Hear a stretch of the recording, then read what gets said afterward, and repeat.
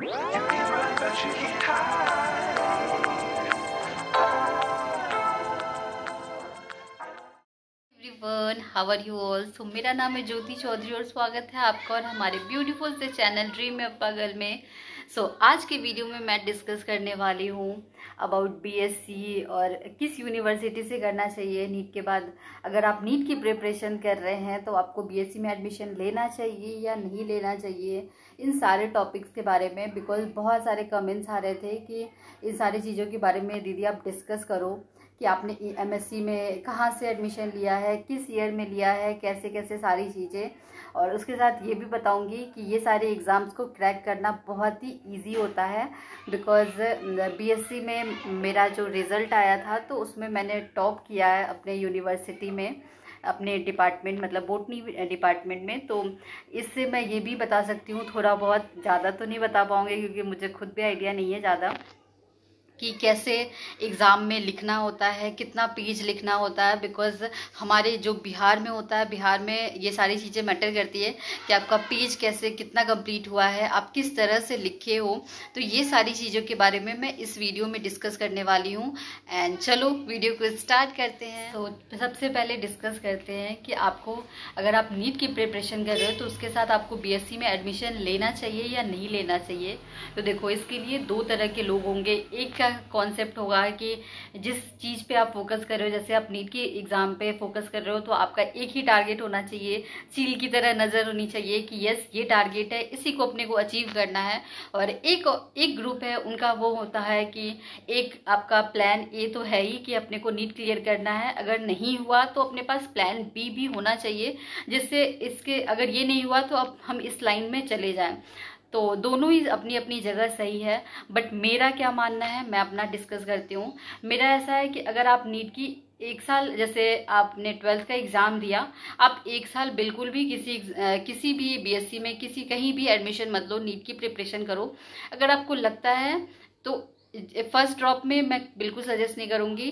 अगर आप चाहते हो तब भी ले सकते हो बीएससी में एडमिशन। बट अगर आपकी है ना कि नहीं, मेरे को बस इसी एग्जाम पे फोकस करना है, नीट पे ही फोकस करना है, मेरे को कोई अदर चीज़ करना ही नहीं है, तो फिर एडमिशन क्यों लेना।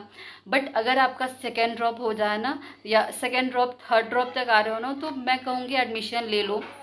बिकॉज इसमें आपको कुछ भी ज़्यादा नहीं पढ़ना होता है, बस 2-4 हज़ार रुपये लगेंगे। आप अपने आसपास की जो भी यूनिवर्सिटी है, जिसका भी जो है, उसमें एडमिशन ले लो। बिकॉज इससे आपका साल बर्बाद नहीं होगा। तो यस, अगर आपका फर्स्ट ड्रॉप है तो आप बिल्कुल भी मत लो। और अगर आपका सेकेंड ड्रॉप हो गया है तो मैं बोलूँगी, आप कितना भी अच्छा स्कोर कर रहे हो, आप 600+ स्कोर कर रहे हो, बट तब भी एडमिशन ले लेना। बिकॉज आपके पास एक बैकअप प्लान हमेशा रहेगा कि नहीं, कुछ तो डिग्री तो मिल रही है ना बीएससी की। तो ये मेरा पहला पॉइंट है। और रही बात बीएससी किस सब्जेक्ट से लेना चाहिए, तो बहुत लोग सोचते हैं कि आर्ट्स ले लेते हैं या कॉमर्स ले लेते हैं, इजी पड़ेगा। तो बिल्कुल भी मैं सजेस्ट नहीं करूँगी।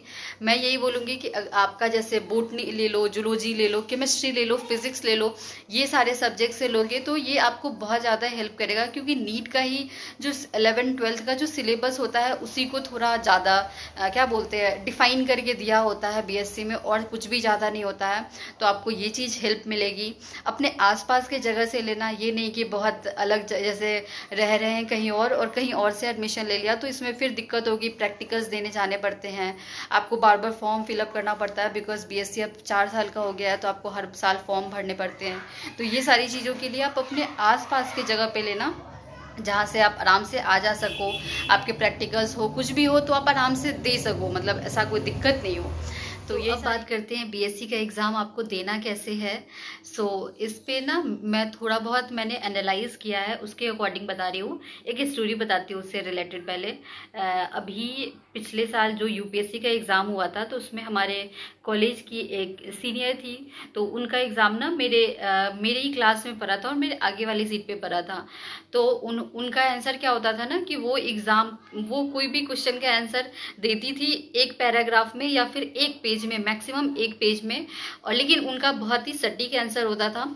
और जब उनका रिजल्ट आया बीएससी का तो उनका डिवीज़न था सेकंड। और क्योंकि बीएससी के एग्ज़ाम में हमारे बिहार में तो मेनली यही होता है कि आपके पेज काउंट किए जाते हैं। आप किस तरह से आप पॉइंटर के फॉर्म में लिख सकते हो, जैसे पॉइंट डाल दिया, 1 पॉइंट 2 पॉइंट ऐसे करके लिख सकते हो, चार्ट के फॉर्म में लिख सकते हो। ये सारे तरह से लिखोगे ना, जैसे अगर कोई क्वेश्चन है आई गेस समझ लो फंजाई के बारे में है, तो फंजाई से रिलेटेड आप जितनी चीज़ें जानते हो ना, आप जैसे फंजाई में कितनी क्लासेस होती है, तो वो सारा डायग्राम सारी चीज़ें लिख दो। तो इस तरह से आपके नंबर उठते हैं। बिकॉज आपको सटीक आंसर यहाँ पे कोई नहीं देख रहा है, आपको ये देखते हैं यहाँ पे कि आपका 4 पेज 5 पेज मैक्स, अगर लॉन्ग फॉर्म क्वेश्चन है तो 4 पेज तो कैसे भी आपका भरना चाहिए, और अगर शॉर्ट फॉर्म है तो 2 पेज तो कैसे भी भरना चाहिए। इस तरह से ना आप इस एग्ज़ाम को बहुत ही ईजिली कर ले जाओगे, कुछ भी नहीं रखा है इस एग्ज़ाम में। एंड मैं बिल्कुल सजेस्ट करूँगी कि आप लोग जो भी ड्रॉप ले रहे हो साथ में बीएससी का एक मतलब बीएससी में एडमिशन ले लेना।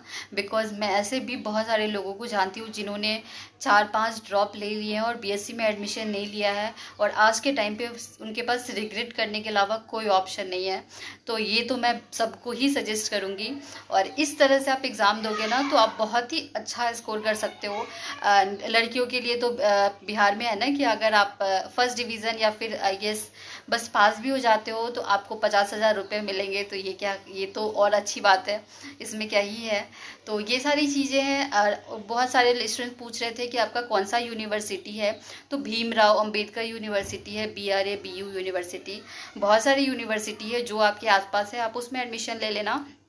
एंड MSc की बात करूँ तो जिस सब्जेक्ट से आप बोटनी कर रहे हो ना, आप उसी सब्जेक्ट से बोटनी नहीं सॉरी BSc कर रहे हो ना, उसी सब्जेक्ट से आप अपनी MSc भी करना। बिकॉज अगर आपका इससे आगे ना आपको हेल्प मिलेगी, जैसे आप नेट JRF का एग्ज़ाम देते हो या फिर किसी भी अदर फील्ड में, तो एक सब्जेक्ट का रहेगा ना तो आपको ज़्यादा सही रहेगा। तो आप ऐसा सब्जेक्ट चूज़ करना जो आप कंटिन्यू आगे भी कर सको। तो ये दूसरी बात हो गई। और बहुत सारे क्वेश्चंस ये थे कि क्या थे, इस तरह से आप करोगे ना तो आपका आराम से हो जाएगा। आप नॉर्मल जो गेस्ट पेपर आता है ना, जैसे मैंने इस तरह से गेस्ट पेपर आता है, हमारे हर यूनिवर्सिटी का अपना अपना होता है, तो आप उस तरह से गेस्ट पेपर ले लोगे, आपको सिलेबस पता चल जाएगा कि अच्छा ये टॉपिक पढ़ना है और ये सारी चीज़ें आप आराम से कर ले जाओगे, आपको कोई भी दिक्कत नहीं होगा। एंड मैं बिल्कुल सजेस्ट करूँगी कि आप लोग है ना ये BSc में एडमिशन ले ही लेना।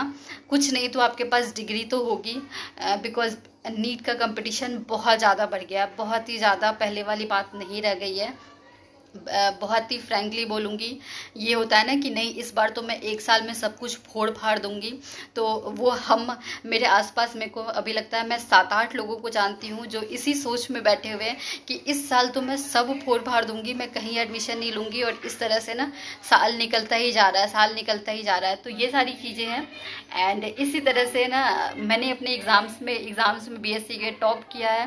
मैंने 3 साल में मेरी अच्छी रैंकिंग आई थी, और लास्ट ईयर में तो जब आया रिजल्ट तो डिस्टिंक्शन के साथ ना मैंने टॉप किया है। तो मैं वो भी दिखा दूंगी ज़िंदगी में कुछ तो अच्छा हुआ। बिकॉज 7 सालों में कुछ भी अच्छा नहीं हुआ था। तो चलो ठीक है, छोटी सी खुशी है बट खुशी तो है। तो चलो आज का वीडियो यहीं तक। आई होप आप लोगों को मेरा वीडियो अच्छा लगा होगा। तब तक के लिए बाय बाय, मिलते हैं नेक्स्ट वीडियो में।